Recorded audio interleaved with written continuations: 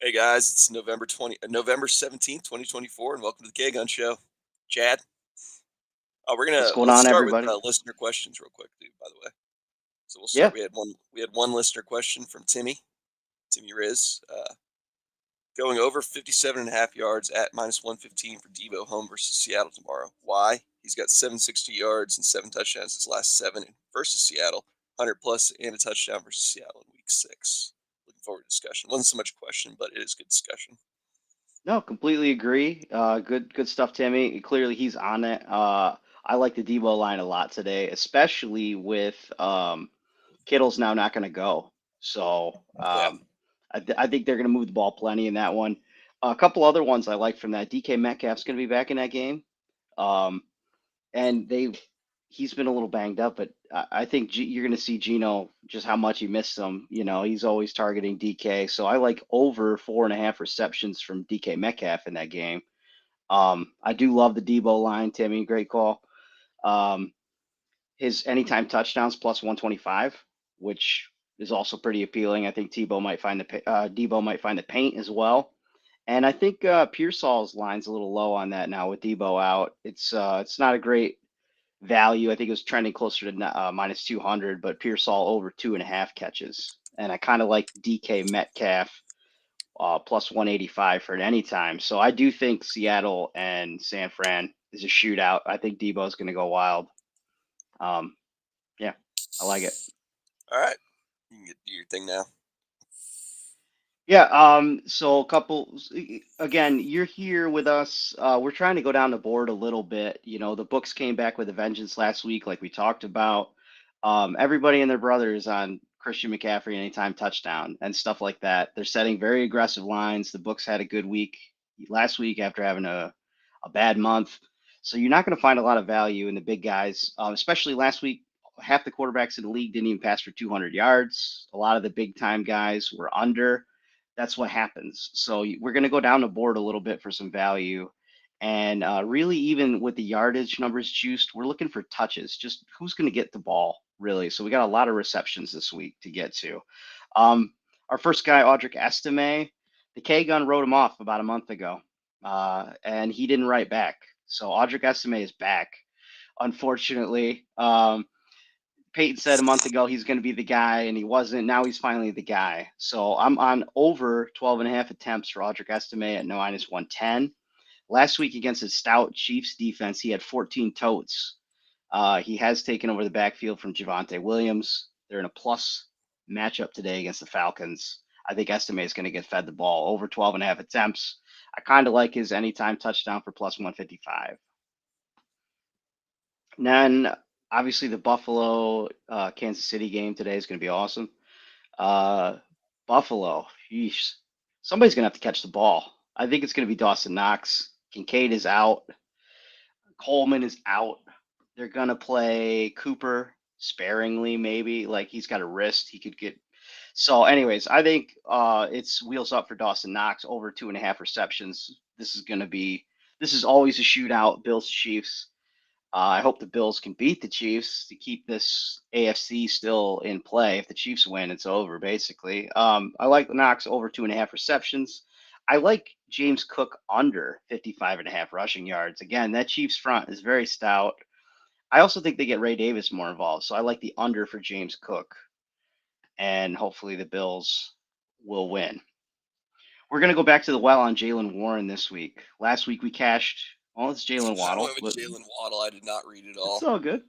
It's good. We're going to go Jalen Warren, Pittsburgh running back. Over 14.5 receiving yards. We cashed this one last week. We're on it again. He did have a back issue going on. And so they don't have a lot of lines open for him, but they did open that one up this morning. Um, again, check down Russ. You can throw against the Ravens, but you cannot run the ball. Najee's looked bad. Jalen Warren had 14 touches last week on uh, carries and 2-3 catches. So again, I think Jalen Warren's going to get more work. Najee's not been effective. I really like over 14.5 receiving yards for Jalen Warren. I sprinkled in a plus 260 anytime touchdown for him as well. He almost found the paint last week, had a bad fumble. I'm also on this game. Take the under under 48.5 at minus 112. The Steelers Ravens is always like a 17-13 game. Like these, that's always a slog. I think the Steelers D is for real, so I don't think you're going to get a lot from Baltimore. I think both teams are going to be conservative, under 48.5 all day. Let's go to T. Higgins. uh, T. Higgins is back again. He's been in and out all year, but the games he plays, he's averaging 9 targets a game. And Joey Burrow is playing at MVP level. So I'm fading Chase Brown this week, but I really like T. Higgins over 4.5 catches. He's hit this every game he's played. That's a free one from the books, so we'll take that. And let's go to the Bears. I don't know if you got anything for that one, but the Bears fired Shane Waldron finally. I think they bounced. It's a beautiful day here in Chicago. It's going to be almost 60. It's clear, and it can't get much worse for the Bears. I think they got to get it going this week. So I like Komet and Odunze both over 2.5 receptions. I think they're going to get touches. I actually almost like the Bears to cover. I still like the Packers to win outright, but I think the Bears might cover. Um, I'm over on the Bears team total 17.5 because you're getting plus money for that, plus 102 if the Bears finally play offensive football today. I think they might. Usually teams respond when they fire coaches and coordinators. And there's 2 bets I have today that I like a lot for those of you anytime touchdown that are kind of tandem bets. So in this game, it's going to be Odunze and Komet. I kind of like putting a couple bucks on each of them anytime touchdown separately. And if either of them finds the paint, you're going to cash. So Odunze's plus 460 anytime touchdown, and Komet's plus 500. So bet them both. One of them's going to find a paint, and you might cash. I have another bet like that here in a little bit. Let's go to Lions and Jags. Um, Jags are terrible too, but again, we're bottom feeding here. Bears and Jags can only go up. Uh, Jags are Jags were laying 14 points earlier this week, which is ridiculous for an NFL team to be 2 touchdown dogs. I do think they play the Lions a little tougher than that. The Lions are for real. Jameson Williams over 2.5 receptions all day. I think they're going to double Amon-Ra St. Brown. Jameson Williams is finally back from another suspension. He might get suspended again next week, but when he plays it, we're going to hit it. Same thing with the 2 touchdown tandem here in this game.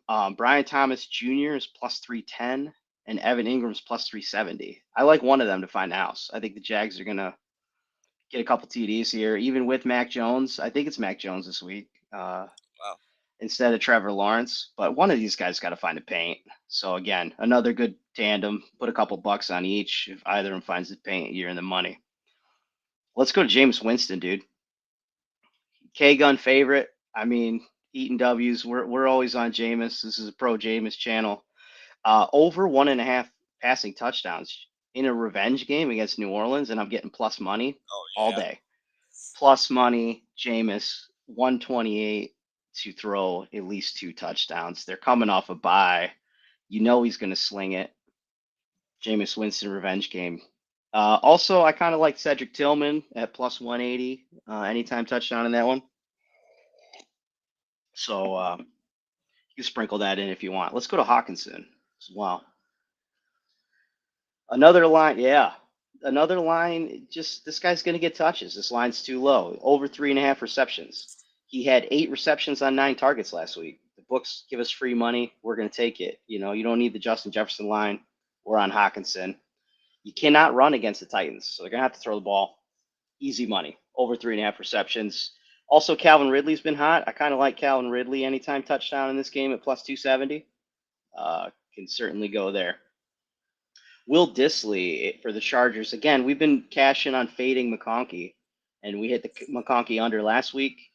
Chark is still going to be involved, and Dissly's been very involved. So you're getting plus money for over 4.5 Will Dissly receptions. He had 6 targets last week, and he cashed that. So kind of like Will Dissly again this week. Alec Pierce for the Colts. Holy cow, Colts and Jets. This game's almost unwatchable. They're both Jekyll Hyde teams. Anthony Richardson is back. I don't know what you feel about Anthony Richardson these days, Luke. Is I'm just all out. I've been all set with you Anthony know Richardson for over a year now.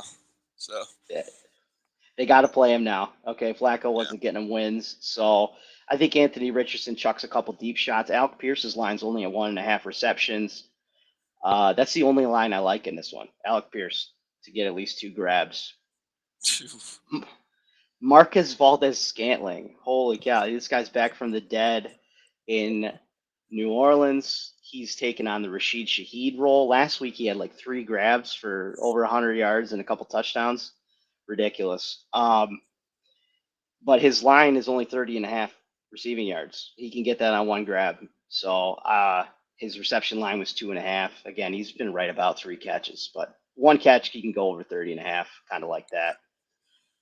We talked about DK Metcalf and we talked about the San Fran game. I really like the Browns and the Rams to cover this week. Browns 1.5, and the Rams, I think they could cover the 5 at New England. Just don't think New England's very good. I think the Rams are in a must win. So I like that. And then our Thursday takeaway. Luke, have you ever seen a coach more hated than Nick Sirianni when the Eagles are sitting at 8-2? I hated him last year. It feels like it's going to be, I don't know, like that collapse after last year. He's just a prick. I get it. They're going to go like 12-4, 13-4, and they still want him fired anytime they just Yeah. don't look good. So And I'm all set with the Eagles anyway. The Eagles have always kind of annoyed me as a fan base. they were still in the driver's seat, looking like they could win the NFC, probably the favorite to do so, and they still want to can Nick Sirianni. So I thought that was funny. But We fly also Eagles, fly. we have another big game at 1:00. Marshall and West Virginia for the Sun Belt Conference Championship at Ooh, in Morgantown. By the way, let's Morgantown, go. not a soccer town. You guys still had Oh, tickets available after an hour.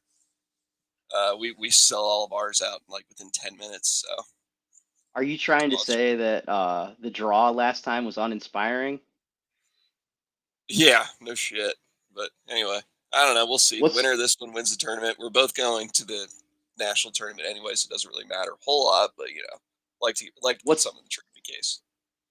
what's the Marshall report? You had boots on the ground yesterday from the stadium. We burn a hole in the turf.